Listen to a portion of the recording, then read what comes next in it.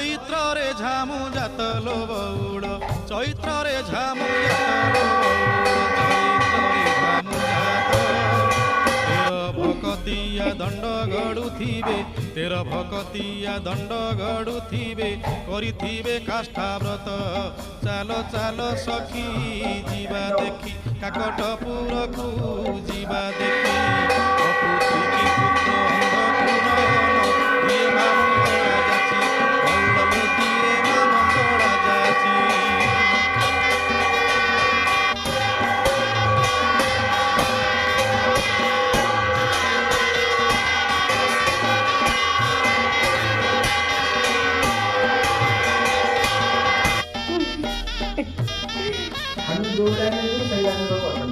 ଦୋଳ ପରେ 21 ଦିନ ପୀଠରେ ଲାଗିବ ନାଟ